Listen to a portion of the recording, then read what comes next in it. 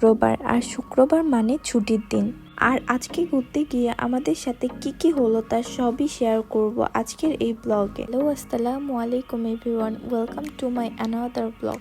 বাংলাদেশের সমুদ্র সৈকতের মধ্যে পতেঙ্গা হচ্ছে একটি অন্যতম জনপ্রিয় সমুদ্র সৈকত, আর আজকে আমরা যাচ্ছি সেখানে। আর আমাদের কুমিল্লা থেকে পতেঙ্গা দূরত্ব হলো 160 কিলোমিটার, আর এখানে যেতে সময় লাগে প্রায় 3 ঘন্টার মতো। আমরা দুপুর 2টার দিকে বাসা থেকে বের হয়ে পড়ি, কিন্তু আমরা সেখানে গিয়ে পৌঁছাই রাত 8টার দিকে।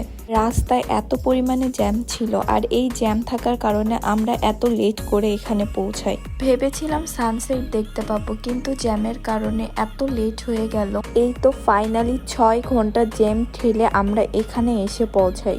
শুক্রবার ছিল, আবার হিন্দুদের পূজাও ছিল, এই কারণে হয়তো এখানে এত ক্রাউড ছিল। আমি এখানে আসার পর ফার্স্টেই চলে যাই সমুদ্র দেখতে। জোয়ারের কারণে পানি একদম উপরে চলে আসে, সে কারণে আর বিচে নামতে পারিনি। ওই যে দূরে দেখা যাচ্ছে জাহাজ, বোট, আপনারা দিনে আসলে চাইলে এগুলো দিয়ে ঘুরতে পারবেন। এখানে এত মানুষ ছিল যে ঠিকমতো ভিডিও করতে পারিনি। এবার আমরা খাবার খাওয়ার জন্য জায়গা খুঁজছিলাম। এত পরিমাণ মানুষ ছিল যে বসার জন্য কোনো জায়গাই ছিল না। অনেক খোঁজার পর এখানে আমরা জায়গা পাই বসার জন্য। আমরা এখানে খাবার অর্ডার করি, আর কিছুক্ষণের মধ্যে আমাদের খাবার চলে আসে। আমি পেঁয়াজু আর চটপটি অর্ডার করেছিলাম। পেঁয়াজুগুলোর প্রাইস ছিল 40 টাকা করে, চটপটির প্রাইস ছিল 60 টাকা। এখানে কাঁকড়া এবং বিভিন্ন ধরনের সামুদ্রিক মাছ রয়েছে, আপনারা আসলে অবশ্যই এগুলো খেয়ে দেখতে পারেন।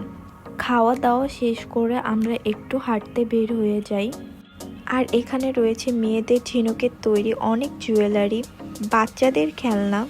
এই দোকানগুলোতে রয়েছে আচার।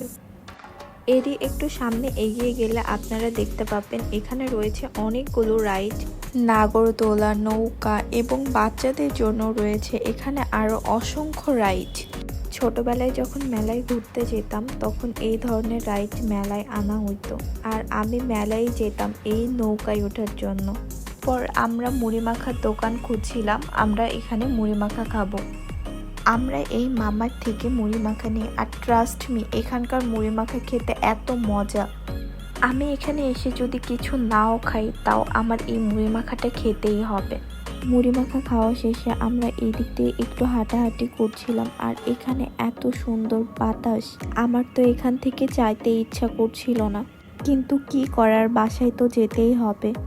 রাতের তুলনায় বিকেলে এখানে অনেক বেশি সুন্দর লাগে দেখতে। কি করার, জ্যামের কারণে আমাদের এখানে পৌঁছতে অনেক লেট হয়ে যায়, কিন্তু ভেরি সুন আমরা এখানে আবার আসব। এরপর আমরা বাসায় যাওয়ার উদ্দেশ্যে রওনা দিয়ে দিই। আর এখান থেকে জাহাজগুলো দেখতে কত সুন্দর লাগছে, তাই না?